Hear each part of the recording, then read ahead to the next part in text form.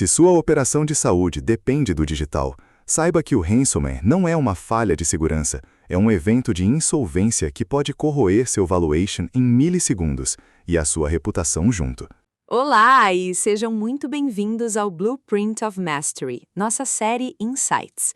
Hoje vamos mergulhar na tese Reféns Digitais, de Walter Maier Neto, que nos força a confrontar uma verdade brutal.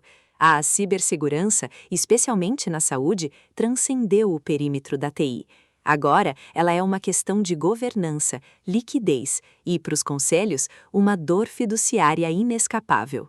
Alex, compreendo a gravidade.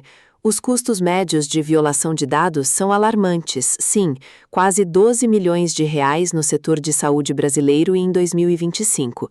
Mas a maioria dos conselhos argumentará: para isso, temos seguros, temos orçamentos robustos para TI e as melhores soluções de endpoint. Onde está a verdadeira dor para o board, além de um número grande em um relatório contábil? Faz sentido, Sara. Essa é a armadilha do foco no métrico. Mas essa métrica, o custo direto da violação, é uma distração perigosa. A verdadeira dor fiduciária, aquela que atinge o CPF de cada diretor, reside na interrupção sistêmica. Relatórios forenses pós-incidentes, como o colapso da rede Ascension, demonstram que ataques cibernéticos em ambientes hospitalares elevam a mortalidade intra-hospitalar em até 41%. Não é um log de TI, é um passivo de morte clínica. Isso é indissolúvel. 41%. Isso é estarrecedor. Quer dizer que a inoperância digital se traduz em perda de vidas e, por consequência, em responsabilidade civil e criminal direta para o Conselho. Mas qual o mecanismo financeiro disso? A receita para, mas os custos fixos continuam, imagino. Precisamente. Quando o prontuário eletrônico silencia, a receita estanca, enquanto os custos fixos operacionais e as despesas com processos judiciais aceleram. O EBITDA, Sara, é triturado pela incapacidade de faturar serviços essenciais e pela perda imediata e quase irrecuperável de confiança do mercado. Em um cenário como 2026, com o Open Health em plena vigência, o paciente e seu capital simplesmente migra para o concorrente ao primeiro sinal de instabilidade. Um hospital offline não é uma entidade em crise, é uma em liquidação técnica. Pense na soberania da sua organização. Ela depende de entender que dados de saúde não são apenas ativos, são a infraestrutura crítica da qual o lucro é um derivado indissociável. Então, investir massivamente em interfaces de IA e conectividade RNDS, sem antes solidificar a base de segurança, é uma negligência por omissão arquitetônica, uma frase potente do texto base. É uma armadilha de competência. O board, ao chancelar inovações, inadvertidamente estaria assinando um cheque em branco para um risco sistêmico? Exatamente.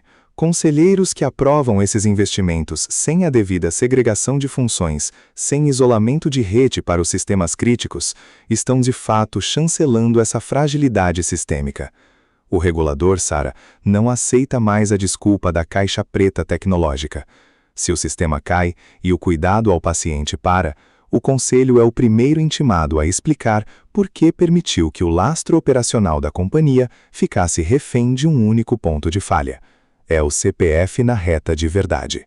Ex-consultorias, Alex, as grandes, que vendem a promessa da transformação digital como uma trajetória linear de progresso infinito, não estão, na verdade, reforçando uma falácia de mercado, omitindo que cada nova conexão, cada nova funcionalidade é também uma nova superfície de ataque? Elas omitem, e a falácia dominante é que a segurança reside na compra do próximo software de proteção de endpoint.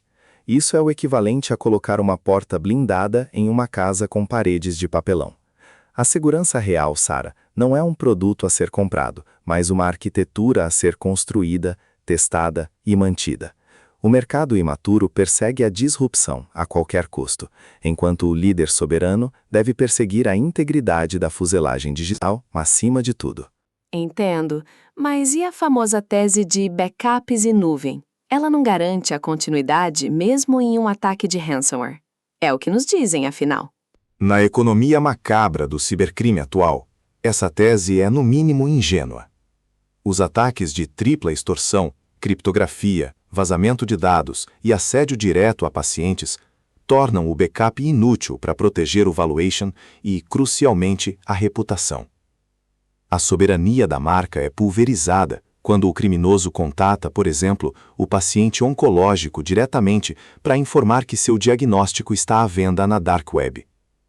O fosso defensivo de uma empresa, o seu moat, não se constrói com redundância de dados, Sarah, mas com o isolamento estratégico do controle operacional. É uma diferença abissal. Isolamento do controle. Isso parece ir na contramão da hiperconectividade que tanto se prega. É evidente a assimetria de informação que você menciona entre a diretoria de tecnologia e o conselho. O C-Level apresenta relatórios de uptime e conformidade, mas o board muitas vezes ignora que a base instalada é um emaranhado de sistemas legados vulneráveis. É uma cegueira coletiva, então? É uma miopia perigosa, sim. O verdadeiro diferencial competitivo em 2026 não será ter a IA mais rápida ou a interface mais fluida, mas ter a operação mais difícil de paralisar. É a transição do lucro por eficiência para o lucro por resiliência. O Conselho precisa abandonar a postura passiva de receptor de relatórios e, de fato, assumir o papel de auditor de arquitetura. Esse é o seu mandato fiduciário primordial hoje.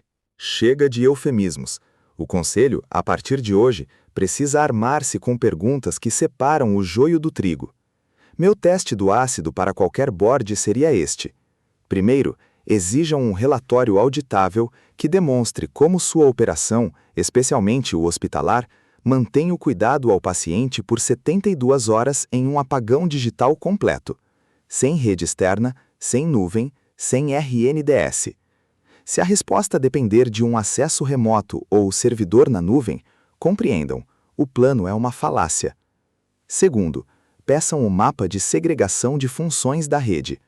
Um phishing no departamento financeiro pode ter o poder de desligar uma bomba de infusão ou um respirador? Se a resposta for sim, sua organização está literalmente chancelando uma fragilidade sistêmica que põe vidas e seu patrimônio em xeque. A ausência de resposta para qualquer uma dessas, Sarah, é um passivo que o board não pode mais ignorar. De fato, a complexidade é imensa, Alex, mas a omissão é um luxo que nenhum líder soberano pode mais se permitir. Proteger o valuation, o legado e, sim, o CPF na reta de cada membro do Conselho exige uma redefinição radical da postura de governança.